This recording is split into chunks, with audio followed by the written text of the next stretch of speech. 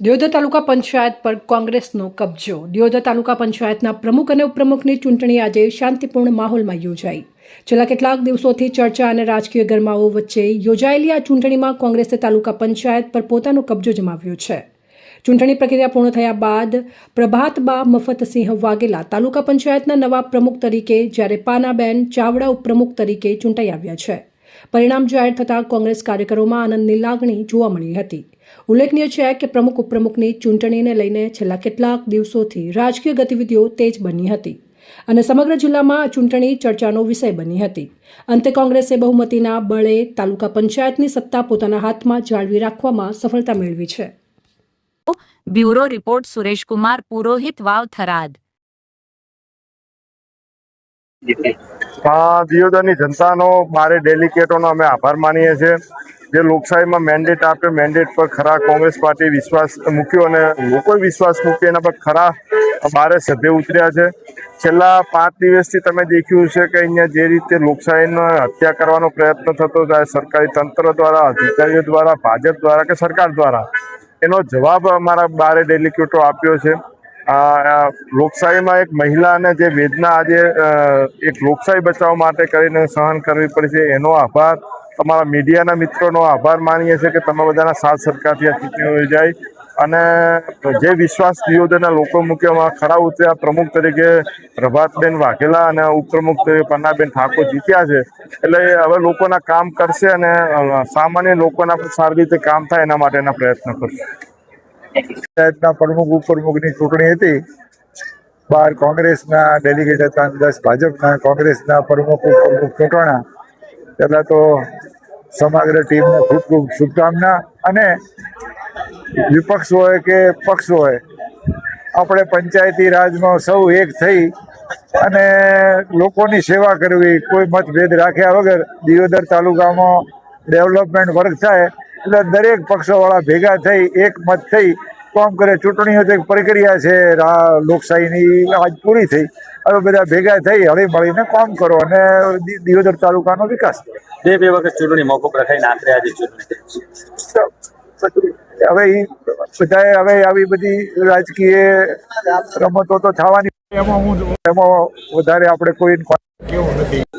આપણે એક જ કે શાંતિસર ચૂંટણી આજ પતી ગઈ અને એ દિવસે પણ ચૂંટણી પતી જાય અને ટોળાના રોષ, બીજો કોઈ કારણ હતો નહીં, ટોળાને રોષ હતો એટલે પ્રમુખ સાહેબને કીધું તમે ચૂંટણી કરો અથવા પછી તમે કેમ મોકૂફ રાખી એ તમે ખુલાસો કરો, બાકી તો બીજું કોઈ વ્યક્તિગત કોઈના પર કોઈ હતું નહીં। તેમ છતાં બહુ શાંતિસર ચૂંટણી પતી છે।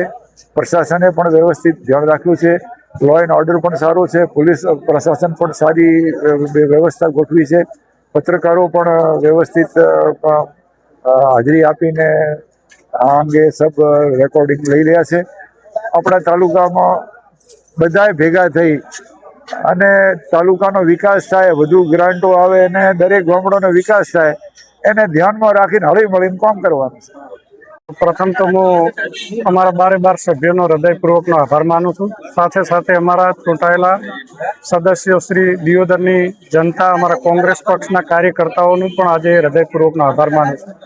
જે રીતે 25 તારીખથી આજે 29 તારીખ સુધી જે ડ્રામા થયો એ તો આપ સૌએ જોયું।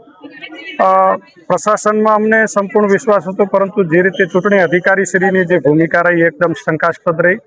રાજ્ય સરકાર ભાજપના કહેવાથી એમણે જે અમારા સભ્યોને તોડવાની કોશિશ કરી, પરંતુ એમાં પણ નાકામ રહ્યા છે।